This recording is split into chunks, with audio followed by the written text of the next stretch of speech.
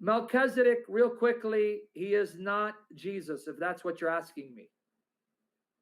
Melchizedek is not an appearance of Jesus in the Old Testament. Is that what you're asking me, slave for gold, for God? I'll give you an article I wrote on it, but I'll give you proof of it real quickly.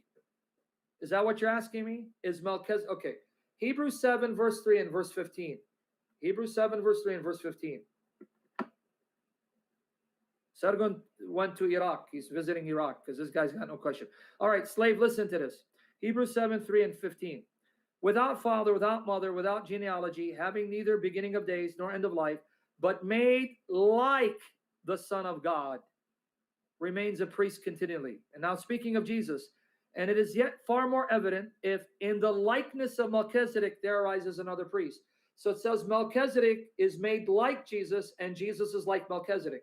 If you're like someone, you're not that someone. Melchizedek was made like Jesus and Jesus is in the likeness of Melchizedek. If you're like someone, you're not that someone. Because Abraham knew that he's a priest of God and the priest had the right to your tithe, just like the Levitical priest received the tithe from Israel. What kind of question is that? Abraham knew that this was a priest of God, honored by God, exalted by God, and served God and wanted his blessing.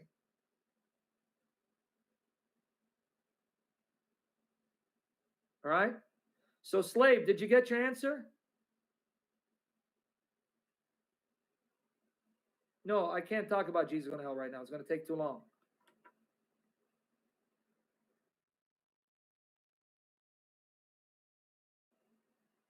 Did you get your answer, slave? Okay. Now let me explain why it says without father and mother, without beginning of days or end of life, without genealogy. Okay, let me explain that. Are you ready? And I'm going to give you the article before I end the session. I have an article on this. Why does Hebrews say Melchizedek has no father and mother, no beginning of days, no end of life, no genealogy? Okay. Why is he saying that? Okay, what Hebrews is telling you is God inspired the author of Genesis, Moses, to depict Melchizedek in such a way as to give you the impression Melchizedek has no parents, wasn't born, and didn't die. Why? Because Melchizedek appears out of nowhere. We're not told who his parents are. We're not told that he was born. We're not told that he died and was replaced.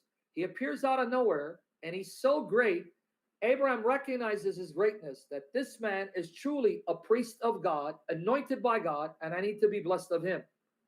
So why were those details omitted? Because God was inspiring Moses to describe Melchizedek in such a way, to give you the impression that Melchizedek was an eternal person, not because he was, but because he was designed to be a picture of the reality. Remember what I've been telling you guys. All the Old Testament is a shadow of the reality. The reality is Jesus. The Old Testament is a shadow. See, when you see a shadow, you know someone's coming. If you look at a shadow and you see a shadow that looks like a dog, you know a dog is coming. If you see a shadow that looks like a cat, you know a cat is coming. If you see a shadow that looks like human, you know a human being is coming. So what Hebrews is saying is God designed the Old Testament to be a shadow so you know who's coming. So if Melchizedek is designed in such a way to appear as an eternal person, uncreated and deathless, guess what, folks? That means the person that he's pointing to, he is eternal. He is deathless. He is uncreated. Melchizedek is a shadow, not the reality. The reality is Jesus. So Melchizedek was designed to be eternal, not because he was, because he's a shadow of the one who is eternal and a priest forever. You get it now?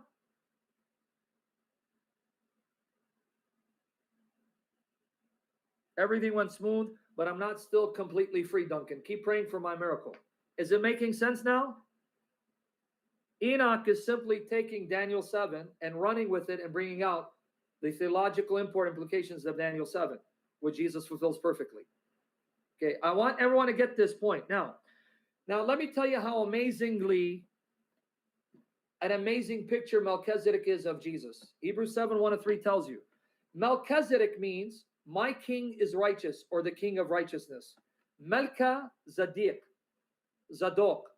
That means king of righteousness. And king of Salem, Shalem, which later became Jerusalem. Shalem is the same word where we get shalom, peace. So notice this one is the king of righteousness, the king of peace. Lo and behold, Jesus is the prince of peace, and he is righteous and the king of righteousness. That's number one.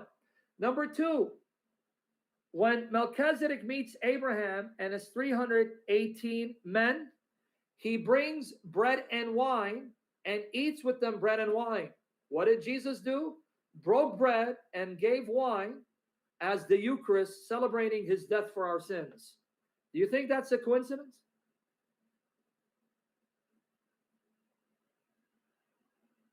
Do you think that's a coincidence?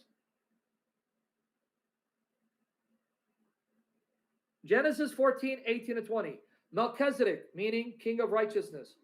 King of Salem, Melchizedek Shalem, king of peace, bread and wine. Jesus, King of kings, Lord of lords, King of peace, Prince of peace, King of righteousness, the righteous one of God. And he gives bread and wine. And he's a priest. Wow. So you see what Hebrews is saying? Melchizedek is not eternal, but he's depicted in such a way to point to the one who is eternal by nature, who is uncreated by nature, who became flesh to die as a sacrifice for our sins, and now abides as a priest forever, who truly is the King of righteousness, the King of peace, who gave bread and wine to his servants. Okay, now let me get the article, and that's it. We're done.